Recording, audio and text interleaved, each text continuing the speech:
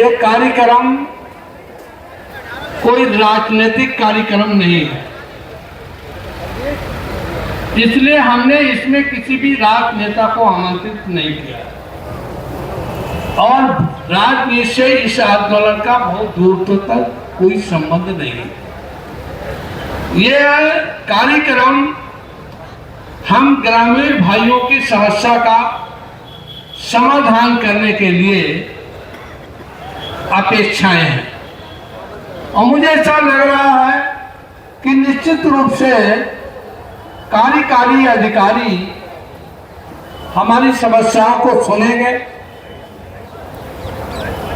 और अगर उनको लगे कि वाकई में समस्या है और इसका समाधान होना चाहिए तो फिर हमारी समस्याओं का सकारात्मक उत्तर दें। अगर सकारात्मक उत्तर नहीं मिलेगा तो फिर हमने ये बता दिया है, पब्लिक को भी बता दिया है, अधिकारियों को भी बता दिया है कि हम तो मरने जीने के लिए तैयार, बलिदान हो रहा है इस समस्या के समाधान के लिए। किसी प्रकार से का कोई मुझे संकोच नहीं होगा, इसलिए मैं आप सब लोगों को बताता हूं। पहली समस्या हमारी ये है कि गांव-गांव में आवारा पशुओं की संख्या उत्तरोत्तर वृद्धि की ओर है और ये पशु जहां हमारी फसलों को क्षतिकारित कर रहे हैं, उत्पादन प्रभावित हो रहा है और जब उत्पादन इस देश में कम हो जाएगा तो फिर आर्थिक रूप से भी हम पीछे की ओर चले जाएंगे और गरीबी हम सब लोगों को ग्रस लेगी। गरीबी के हम लोग ग्रास बन जाएंगे। इसलिए आवारा पशु की समस्या ये भी हिंसक भी हो गए हैं। आज ये आवारा पशु बच्चों को, महिलाओं को, वृद्ध लोगों को पाते हैं तो मार डालते हैं। मुझे लग रहा है ऐसी घटनाओं की श्रृंखला एक बहुत लंबी है। इतने नहीं, इन आवारा पशुओं के रेला का रेला जब मार्गों पर घूमता है तो मुझे लग रहा वाहन आने वाला अगर इधर उधर वाहन बचाने का प्रयास करता है तो फिर या तो वो खाई में जाएगा या पेड़ से टकराएगा या सामने वाले आने वाले पैदल यात्री से ये वाहन से टकराएगा। 35% घटनाओं की वृद्धि हो गई और मुझे ऐसा लग रहा है ये हिंसा की ओर बढ़ता ही गया तो एक दिन ऐसा भी आएगा जब खेत खाली पड़े होंगे, उनमें कोई उत्पादन नहीं हो रहा, इनकी अनाज खाने की आदत बन गई है तो ये भूखे चिल्लाएंगे, आपके घर का दरवाजा तोड़ करके हेड़ी की हेड़ी घुसेगी, आपकी कुठिया, आपकी बखारी, ये भरा अनाज, कुठिया उठिया सब तैस रैस करके खा जाएगा। ऐसा दिन आने वाला। हमने शासन में हमारी अपनी जो पहुंच थी आप सब लोग जानते हैं, हमारे बीसलपुर विधानसभा के लिए 2 काना गौशालाएं मिली। एक काना गौशाला बिलसड़ा के लिए, एक काना गौशाला बीसलपुर के लिए। 2 काना गौशालाओं का पैसा मिला और 2 काना गौशालाओं में से बिलसड़ा की काना गौशाला विवादित जगह पर बना दी चेयरमैन ने, वो बंद पड़ी है, स्टे हो गया है, आज तक बैकअप कराने का कोई प्रयास नहीं हुआ है। बीसलपुर की काना गौशाला अभी पीछे वाले एसडीएम जो थे, क्या नाम था,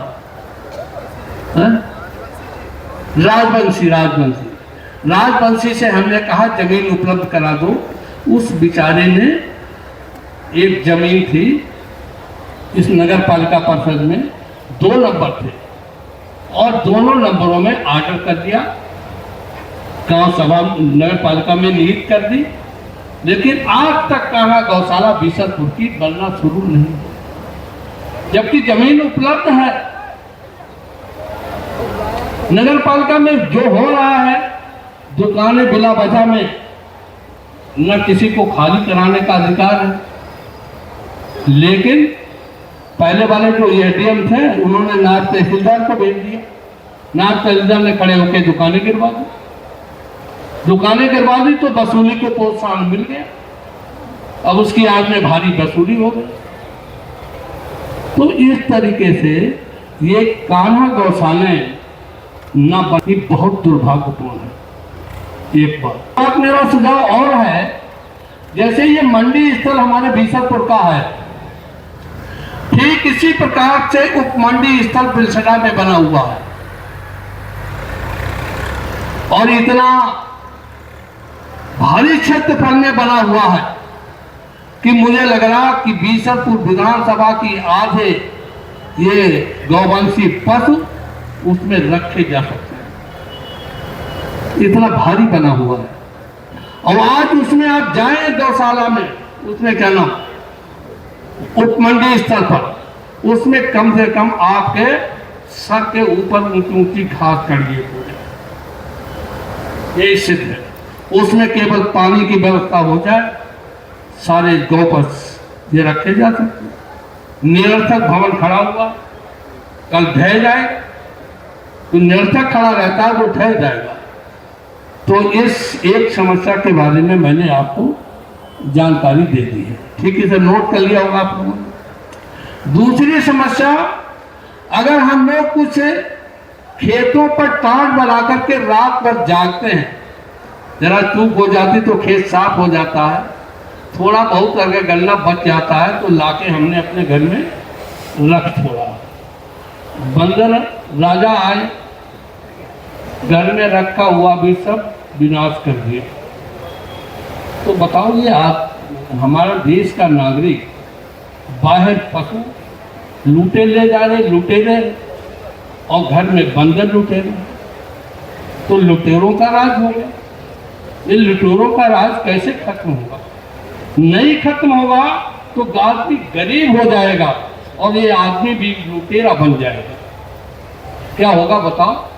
फिर तो अधिकारियों के पास जो माल पानी जमा है ये सब लूटने लगेंगे, सरकार को लूटने लगे। अभी कोई कह रहा था सरकार हमने बनाई, सरकार में अधिकारी हमने बनाए, हमने अपने कल्याण के लिए बनाए, हमारा ये कल्याण करेंगे, किसी का पक्षपात नहीं करेंगे, निष्पक्ष रूप से हमारी सेवा करेंगे, हमें वैभवशाली बनाएंगे। लेकिन आज क्या हो रहा है? क्यों भाई, सबको नहीं पता, जाने कितने दरोगाओं से पैसा मैंने वापस कराया, सीओ साहब जानते हैं, इनके सहयोग से कराया। कैसे? पीछे वाला सीओ था, उससे 77,000 वापस कराया। पीछे वाला एसडीएम था, क्या नाम, गुप्ता, 4 लाख वापस कराया। क्या हो रहा है देश में बताओ? तो ये समस्या जानवर की नंबर 1, नंबर 2 बंदरों, इन दोनों का समाधान नितांत आवश्यक है, नहीं गरीबी हमारे देश पर आ जाएगी। आज हम सीना तान करके, मस्तक उठा करके कहते हैं विश्व में आर्थिक दौड़ में सबसे आगे हैं, उत्पादन में आत्मनिर्भर हैं, हमारे यहाँ उत्पादन अधिकाधिक है, विविधता है, और कल हम सर झुका करके स्वीकारेंगे कि हम उत्पादन में पीछे हो गए हैं, आर्थिक दौड़ में पिछड़ गए हैं, गरीबी की ओर हम जा रहे हैं। बताइए।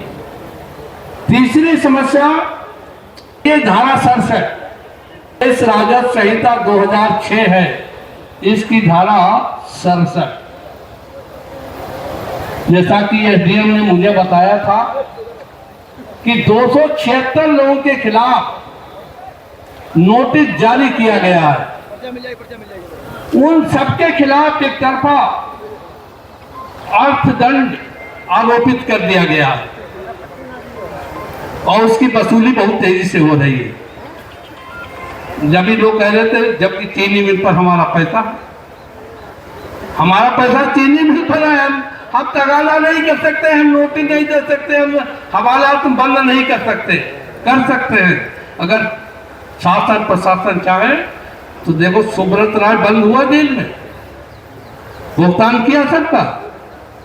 ये दोनों बजाज ग्रुप वाले भी अंदर जा सकते हैं, भुगतान हो सकता है। अगर इनको अंदर भेज दिया जाए तो कल भुगतान ना हो जाए तो कह देना।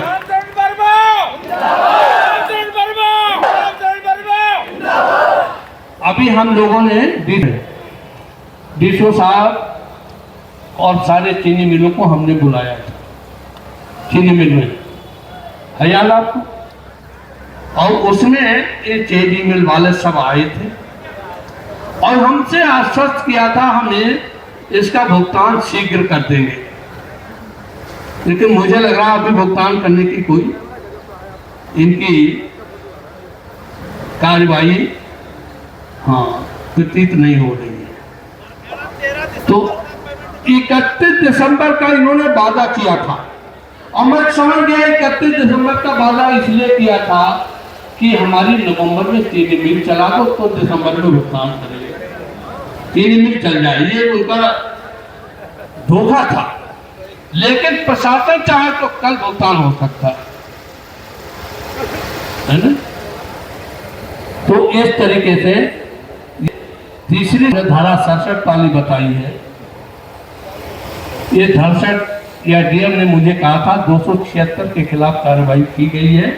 हमने कहा इन 276 में परीक्षण करा लो, अगर पात्र लोग हैं तो उनका विनियमितीकरण और पट्टा कर, अगर पात्र नहीं है तो उनके खिलाफ कार्रवाई है, उचित है। तो भाई हम लोग भी इसीलिए तो बैठे हैं, भाई अधिकारी लोग भी तो इसीलिए बैठे हैं। अगर आपने मकान पक्का है और गांव सभा की जमीन पर तो आपने हवेली बना रखी है तो आपके खिलाफ चाहिए। हमें बहुत सारे गांव ऐसे हैं जिन पर खलिहान में कोठियां बनी है ना। अच्छा ये बताओ, कोई मंदिर बना है गांव सभा की जमीन में? अरे सारे मंदिर गांव सभा की जमीन में बने हैं। और एक उमरिया वाले ने अपने खेत में मंदिर बनाया, गांव सभा का कुछ हिस्सा पड़ रहा होगा और तहसीलदार ने उसको गिरवा दी और उसने पहले चोरी करवा दी। मुझे तो ऐसा लग रहा है इनकी सबकी मिली भगत थी, मंदिर में रखी हुई मूर्ति को चोरी करवाया, उसके दूसरे तीसरे दिन मंदिर गिरा। बताओ कितना दुर्भाग्यपूर्ण है इस देश में। इन्हीं भारतवर्ष में पाकिस्तान में मंदिर गिर जाए तो कोई वहां मस्जिद कहीं कोई गिरा के दिखा दो मुझे, क्या भारत में मस्जिद गिरा के दिखा दो। कोई भी अगर माई का लाल ऐसा है जिसने सड़क पर मस्जिद बना ली है, उसके छाती में सीना अगर चौड़ा है और सीने में बाल है तो सड़क पर से मस्जिद हटवा दो। तो मैं जानू कोई ऐसा मंदिर बता दो जो गांव सभा में नहीं बना है, कोई भी मंदिर बताओ। पूरी गांव सभा में बना है, वीडियो मेरे पास है, खलिहान में यानी कहाँ भविष्य क्यों नहीं गांव सभा की जमीनें खाली कराई है? कराओ कि ये गरीब आदमी जिसने पन्नी डाल ली गांव सभा की जमीन पर, क्या उसी के खिलाफ धारा 67 की कार्रवाई की जाती है? ये तो कानून है। मैंने कहा, डीएम से कहा, हमने कहा ये कानून है कि भूमि अनुसूचित जात अगर ये इनके पास आवास नहीं है और उन्होंने कहीं पन्नी डाल करके गांव सभा की जमीन में कब्जा कर रखा है तो उसका विनियमितीकरण कर दिया जाए। शासनादेश है, बताइए फिर भी धारा 67 की कार्रवाई। चीनी मिलों की तो हम चर्चा कर ही चुके चौथी बार। पांचवी मांग जो हमारी ये है जल जीवन मिशन। इस जल जीवन मिशन वालों ने, मुझे पता ही नहीं था ये सड़कें तोड़ेंगे। अगर तोड़ते तो मुझे पता, अगर मेरे से धोखा हो गया, वरना सारे प्रधानों को बीडीसी को बुला करके मैं पहले कह देता कि सड़कें तोड़ने मत देना, सड़कें तोड़े सड़कों पर धरना दे देना। क्या सड़क किनारे से नहीं खोदी जा सकती थी? लेकिन हमने जानकारी की सड़क किनारे से इसलिए नहीं खोदी गई कि कनेक्शन इधर भी आसानी से हो जाए, कनेक्शन इधर भी आसानी से हो जाए। अगर एक तरफ होते तो एक तरफ के कनेक्शन आसानी से हो जाते, दूसरी तरफ नहीं। सारी सड़कें टूट, इतना घोटाला भयंकर है इसमें। जितनी सड़कें मरम्मत होनी है, इनका सबका पैसा निकाल कर ये सब बेकार है। किसी गांव की जगह जो पाइप पड़ा है फट जाएगा, दलदल हो जाएगा, कल आप लोगों को गांव में निकलना मुश्किल हो जाएगा। ऐसी पोजीशन उन्होंने गांव में, जब अधिकारियों से कहते हैं तो अधिकारी मालूम क्या करते हैं कि हमारी सुनते नहीं। बताओ कितना दुर्भाग्यपूर्ण है कि जिले में जो भी कार्यकारी शक्ति है, उस शक्ति को ये जिला प्रशासन नसीहत दे सकता है, कार्रवाई कर सकता है उनके खिलाफ, तो ये FIR लिखा सकता है उनके खिलाफ। लिखानी चाहिए, नहीं लिखानी चाहिए? बताओ, उनके खिलाफ FIR लिखा। वैसे मैं लिख डालने जा रहा हूं उनके खिलाफ सबके। बहुत बड़ा घोटाला है। जितना पैसा टंकियों में लगा है, इतना पैसा अगर हमें गांव के प्रधान को दे दिया जाता तो एक एक घर के अंदर नल लग जाता। कोई घर बचता नहीं जिसमें नल नहीं लग जाता। हमें पता है हमारे 5-6 गांव ऐसे हैं। देखिए, पहाड़गंज, रसिया खानपुर, गलहाड़ा, जोरिया कला, मीरपुर, बहानपुर, इनमें आज से 15 साल पहले पानी की टंकियां लगी और मैंने अधिकारियों को ले जाकर के कितना तंग किया, परेशान किया, और खड़े होकर के मैंने कहा पानी घर घर भेजो, घर घर टंकी लगा। चाहे दिन भर गांव में मुझे बैठना पड़ा, मैंने सामने टंकियां रख, टोटी लगा, लेकिन आज तक वो टोटियां लगी थी, गायब हो, टूट गई। आज तक किसी को एक बूंद पानी नहीं मिला। इन टंकियों का पानी अगर एक बूंद किसी को मिल जाए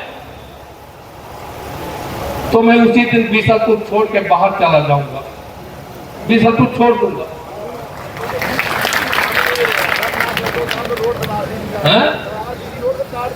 हाँ, और ये तो मैं कह रहे, मैं तो घर छोड़ने वाला हूँ।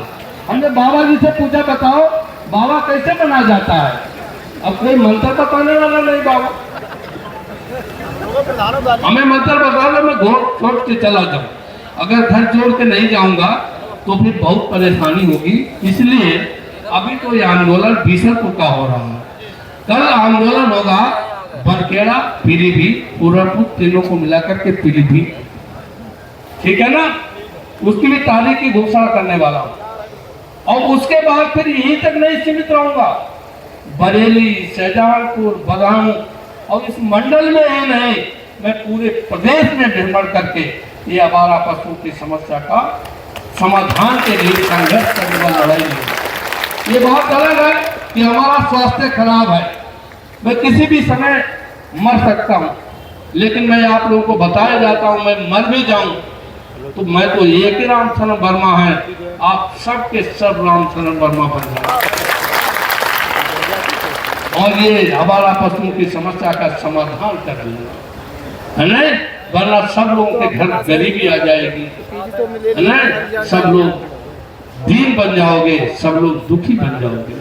तो इन 500 समस्याओं के बारे में मैं संबंधित अधिकारियों से ये कह रहा हूं कि आप सब लोग इन 500 समस्याओं के बारे में अपनी देखिए, क्योंकि एक बार हमने रामलीला में धरना रखा था, याद है आप लोगों को? मुझे अधिकारियों ने, सीबीओ थे इसमें, एडीएम थे, सारे अधिकारी थे और सारे अधिकारियों ने मुझे लिख करके दिया था कि हम गांव-गांव गौशाला बनाएंगे और मीटिंगें की, ब्लॉक बीसलपुर, बिलहना, बरखेड़ा, तीनों जगह। उनमें लेखपाल गए, सचिव गए, 18 गांव पंचायतों के प्रस्ताव भी आए। अब ये दुर्भाग्य रहा हम सब लोगों का, पूर्व के खड़े जिलाधिकारी चला गया। अगर नहीं जाते तो निश्चित रूप से आज गांव-गांव टेम्परेरी गौशाला होता है। आप लोग पता देखो, ये कोयला का डिपो है, ये कोयला का डिपो मैंने पुलकित खरे ने बहुत डाका डीआरएम को। हमने कहा इसे तुरंत बंद कराओ, बंद करा दिया, तुरंत बंद हो गया। वो डीआरएम का ट्रांसफर होने वाला था, उसने जाते जाते पहले 4 दिन के लिए खोल दिया, फिर 10 दिन के लिए खोल दिया, और जिस दिन ट्रांसफर हो गया बैक डेट में सारा खोल दिया, फिर शुरू हो गया। जबकि कोयला पूरे बीसर लोग ने मैं हम सब लोग का मैं समझता दुर्भाग्य है, अगर वो डीएम पुलकित खरे होता तो ये कोयला का डिपो बीसरपुर नहीं बनता है ना। तो इस तरीके से हम लोग थोड़ा दुर्भाग्यशाली भी है, लेकिन अपना भाग्य आपके हाथ में है आपके हाथ में। बनाओगे बिगाड़ोगे,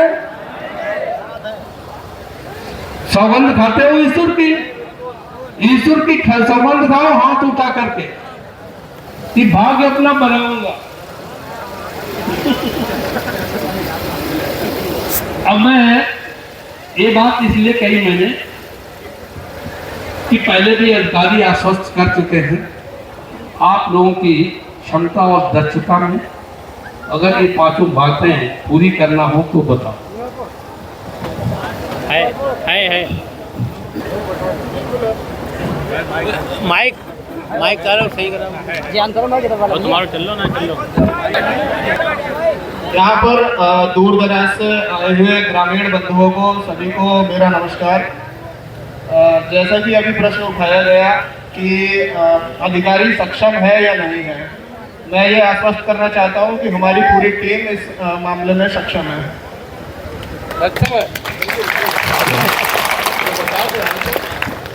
तो आपने 5 बिंदु उठाए हैं, प्रत्येक बिंदुवार हम लोग यहाँ पे बताएंगे।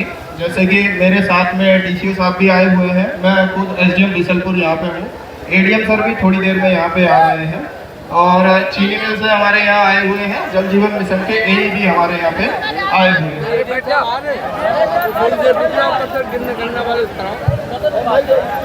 बात करना चाहते हैं, गन्ना आ जाए थोड़ा अच्छा रहेगा। एक भू माफियाओं के खिलाफ मैंने याचिका डाल रखी है, उसमें राजस्व अभिलेखों में जो भी अभिलिखित है उसके अनुसार एसडीएम साहब ने अपनी रिपोर्ट दी। उस रिपोर्ट के अनुसार डीएम ने भी बिल्कुल साफ साफ लिख दिया, और उनकी रिपोर्ट में ही जो नहीं लिखना चाहिए वो माफियाओं के खिलाफ उससे भी ज्यादा लिख दिया उन्होंने, और इससे मैं बड़ा खुश हुआ। मैंने आपको धन्यवाद भी दिया था, काफी है याद आपको। और मुझे लग रहा है जो डेट पड़ी हुई है माफियाओं के खिलाफ, उसमें डीएम साहब की रिपोर्ट हमें बहस करने में बड़ी सहयोग प्रदान करेगी। सभी सम्मानित किसान भाइयों को मेरा नमस्कार। यहाँ जैसा कि आप जानते हैं कि जनपद में 4 चीनी मिलें हैं, जिसमें से 3 चीनी मिलों का 100% गन्ना मूल्य भुगतान हो गया है, और वर्तमान में एक चीनी मिल है जो बजाज ग्रुप की है बरखेड़ा, जिसका गन्ना मूल्य अभी अवशेष है। 294 करोड़ की देयता चीनी मिल में बनती थी। अभी तक इनके द्वारा 110 करोड़ का भुगतान किया गया है, अभी 184 करोड़ लगभग बाकी है, जो कि इनके द्वारा हम लोगों की एक मीटिंग भी हुई थी। इसमें इन्होंने कहा था कि 31 दिसंबर तक संपूर्ण गन्ना मूल्य का भुगतान कर दिया जाएगा, और इस संबंध में डीएम साहब की अध्यक्षता में भी एक मीटिंग हुई थी, और अभी बीच में भी हम लोगों के मीटिंग जीएम के साथ में भी हुई थी। भी इनके द्वारा बात दोहराई गई है कि हम संपूर्ण गन्ना मूल्य जितना भी बाकी है 184 करोड़, ये 31 दिसंबर तक 100% भुगतान कर दिया जाएगा। उसमें कुछ पैसा चीनी बिक्री का है, जैसा कि सभी लोग जानते हैं कि नॉन सीसीएल ग्रुप की जो चीनी मिलें होती हैं उनको बैंकों से धनराशि नहीं मिलती है एडवांस के रूप में, जो अग्रिम मिलती है चीनी के बंधक करने पे। इसलिए जो भुगतान आप लोगों का होगा वो चीनी बिक्री से और कुछ पैसा इनको के हेड ऑफिस से मिले।